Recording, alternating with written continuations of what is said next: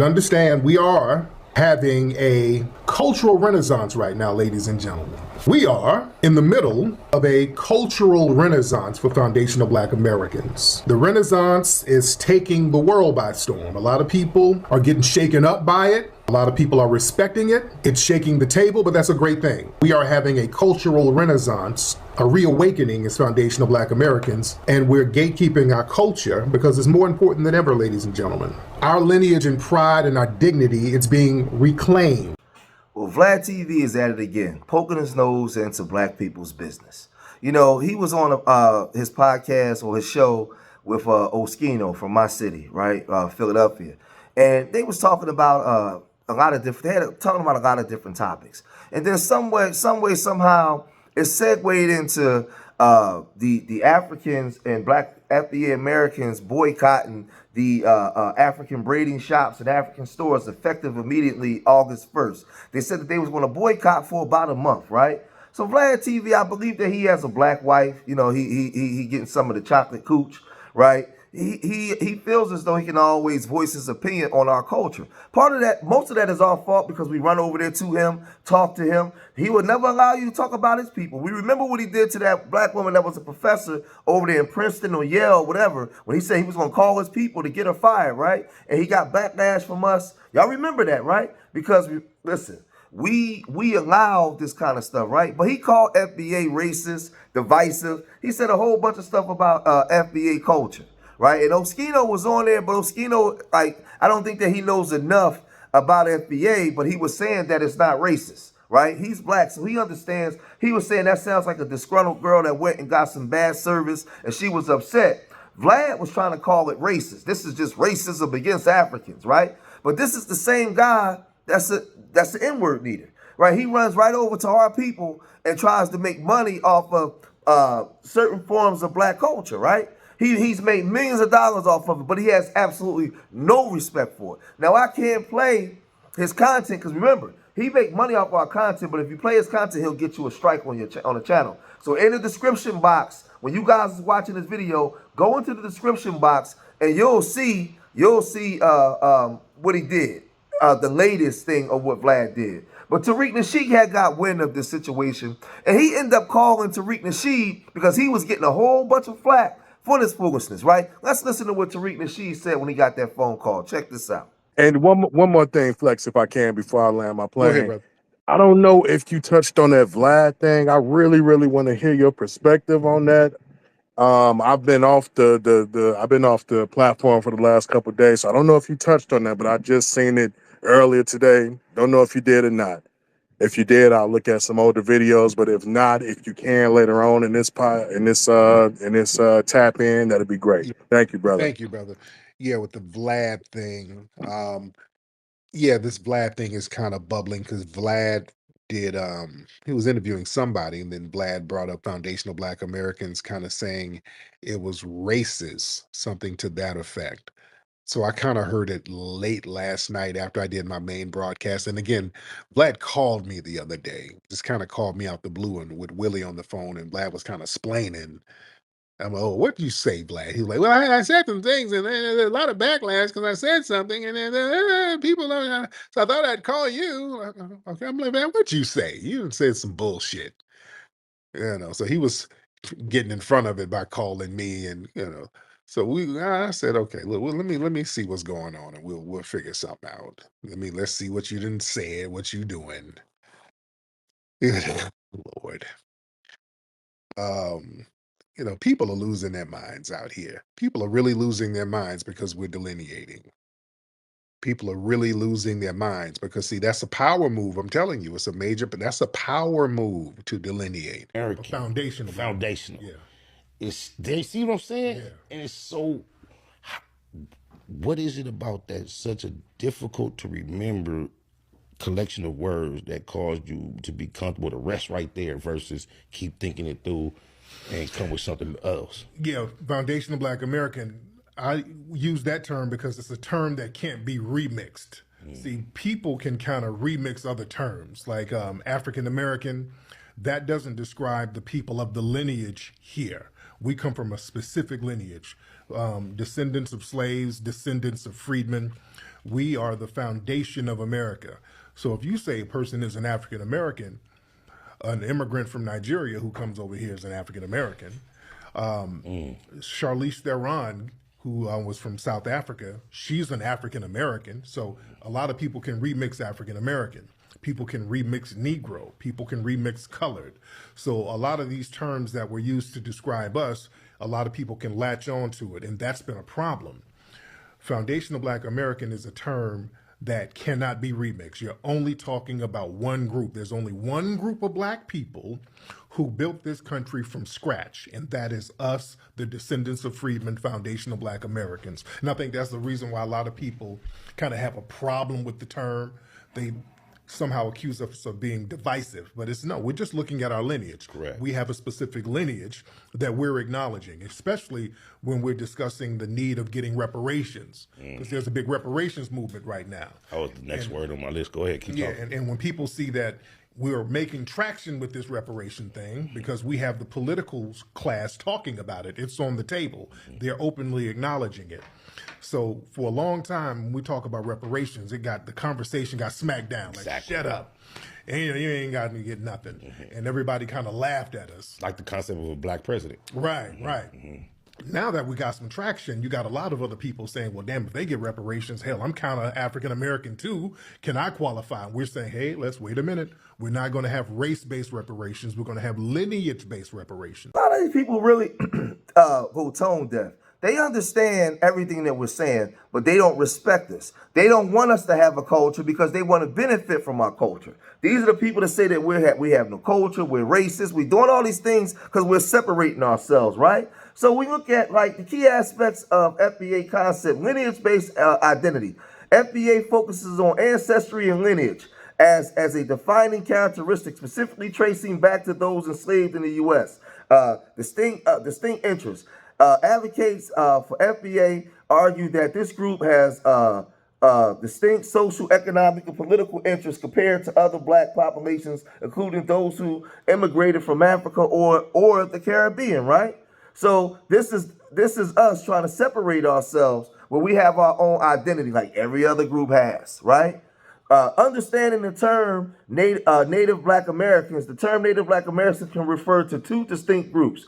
Descendants of enslaved Africans in the U.S. This is the most common understanding of the term and generally refers to Black Americans whose ancestors were forcibly brought to the United States through the transatlantic slave trade, right? These are, and then you get individuals with both Black and Native American ancestry.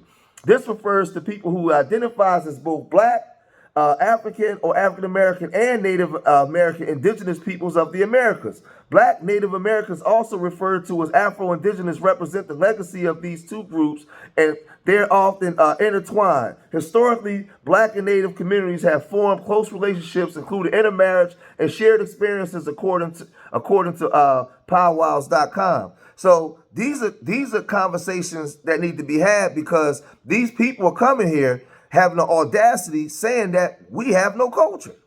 Literally, right? We saw that Angolan boy come up and say that, right? So, like, listen, this thing has to be really talked about, right? And we have to really draw a hard line in the sand and don't play with these people. But Tariq Nasheed wasn't finished. He doubled down by saying this. Understand, we are having a cultural renaissance right now, ladies and gentlemen. We are in the middle of a cultural renaissance for foundational Black Americans. The renaissance is taking the world by storm. A lot of people are getting shaken up by it. A lot of people are respecting it. It's shaking the table, but that's a great thing. We are having a cultural renaissance, a reawakening as foundational Black Americans, and we're gatekeeping our culture because it's more important than ever, ladies and gentlemen. Our lineage and pride and our dignity, it's being reclaimed. We as foundational Black Americans, we're not settling for like vague generic labels of being lumped in with other groups that don't share the same history as us. See, right now there's a clear movement to really identify, honor, and protect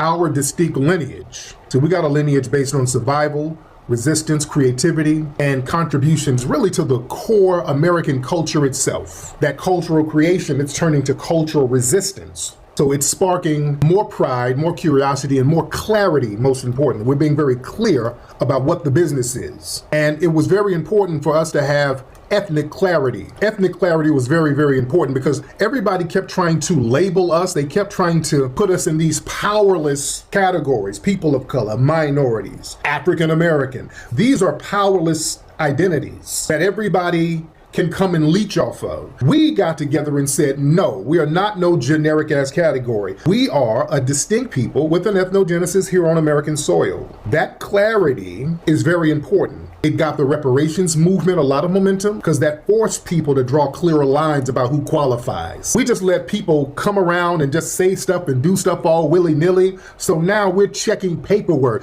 Who are you, my dude? Where are you from? What do you represent? What organization sent you? Why is your forehead so big? Why is your hairline pushed back? Why you got so many gaps in your teeth? We're asking questions. Why is your wig crooked? Why is it so shiny?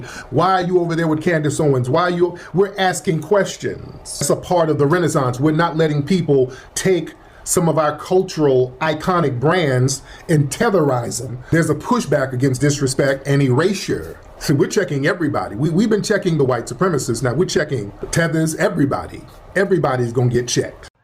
And this is why we got to do the straightening, because he's a small hat that come over here and he saw our culture, right?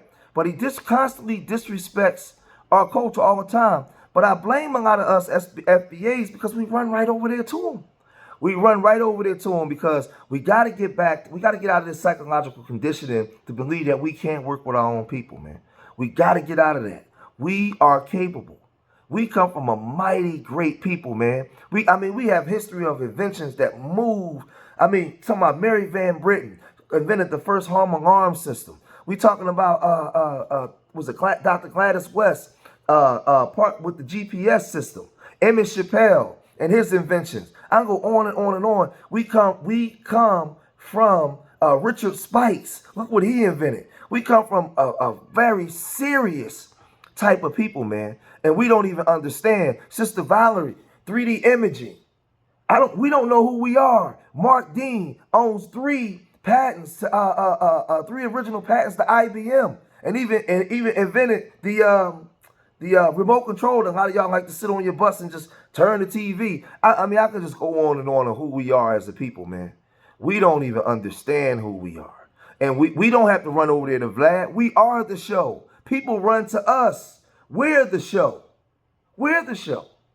And we have to understand and figure this thing out, man. Because people like to talk about us and say that we're racist. They don't really want to respect us. They don't want to respect our culture. But when they say we don't have a culture, we have a culture that moves the world. All the things, not just our dance. Stop talking about our music and our dance. Talk about our inventions, our contribution to the world. The things that we brought here. Charles Henry Turner was the first zoologist that understood that animals can hear and create behavior based off of understanding. He discovered this. Dr. Charles Henry Turner. I can go on and on and on and on and on. We just don't listen, man. We don't know who we are, right? The first potato chip was created by this brother here, right? Modern day ice cream was created by this brother here. Had we got the money for all our patents, we wouldn't even need reparations. We would be a people that would run this country. We knew who we were as a people. So I just need us. I need a lot of you Africans that come over here that think you better than us. Understand that when you came here because you saw successful black people already. We did the first open heart surgery. This brother here. We was the first successful ones. We happy that you guys came here. My grandparents fought for you to come here for you to be successful so we can get our numbers up to fight against W supremacy. Not for you to come here and think you better than us and call us names and talk bad about us and say all kinds of foolish stuff. That's not why we fought for you guys to come here, right? So, Portugal, Angola got his independence from Portugal in 1975. Ghana got his independence in 1957.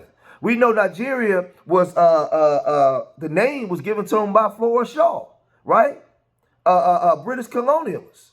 So we already know that what went on in West Africa during the war-torn wars of West Africa, how tribes was being ran out of certain kingdoms and running into other kingdoms and amalgamating themselves. So y'all countries ain't even that old. Them cultures and customs, some of them are old, but some of them ain't even that old. Y'all can't come here and talk about us like that, man. We know the history. So, and Vlad, you come from, you know what, I'm going to watch, because this is the thing. Vlad knows where he comes from and who he is. But again, we give Vlad the power for him to do what he does. But we got to stop disrespecting ourselves and understand who we are as a people, man. Who we are, right? We got to understand who we are, right? We the ones that we responsible for the frozen food department and the freezers and trucks that move food around. This brother right here. So listen, man, we got to take control back of who we are, man. Start loving on ourselves as a people, right? Don't let Vlad and none of them people disrespect us, man. So if you made it this far in the video, hit that like button. Listen, this is what I was doing before. I had to come into this type of content in order to get your attention. Because had I not put Vlad TV or Tariq Nasheed in here, a lot of my FBA brothers wouldn't even have clicked on it. But because you clicked on it, you get a history lesson. So remember, I love my people more than... If you made it this far in the video, hit that like button, subscribe to Street Media TV. Remember, I love y'all. Till the next time, peace.